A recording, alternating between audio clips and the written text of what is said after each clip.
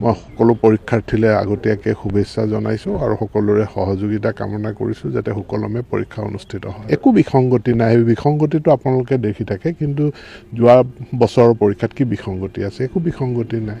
সুন্দৰভাৱে অসম আমাৰ যিখন বোৰ্ড, এতিয়া Assam state school education board, খুব সুন্দৰভাৱে পৰীক্ষা পৰিচালনা কৰিছে।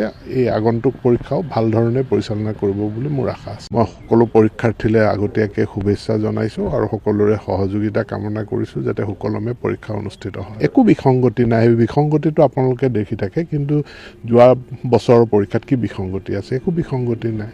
সুন্দৰভাৱে অসম আমাৰ যিখন বোৰ্ড, এতিয়া Assam state school education board, খুব সুন্দৰভাৱে পৰীক্ষা পৰিচালনা কৰিছে। এই আগন্তুক পৰীক্ষাও ভাল ধৰণে পৰিচালনা কৰিব বুলি মোৰ আশা আছে। মই সকলো পৰীক্ষাৰ্থীলৈ আগতীয়াকৈ শুভেচ্ছা জনাইছোঁ আৰু সকলোৰে সহযোগিতা কামনা কৰিছোঁ যাতে সুকলমে পৰীক্ষা অনুষ্ঠিত হয়। একো বিসংগতি নাই, বিসংগতিটো আপোনালোকে দেখি থাকে, কিন্তু যোৱা বছৰৰ পৰীক্ষাত কি বিসংগতি আছে? একো বিসংগতি নাই। সুন্দৰভাৱে অসম আমাৰ যিখন বোৰ্ড, এতিয়া Assam state school education board, খুব সুন্দৰভাৱে পৰীক্ষা পৰিচালনা কৰিছে। এই আগন্তুক পৰীক্ষাও ভাল ধৰণে পৰিচালনা কৰিব বুলি মোৰ আশা আছে।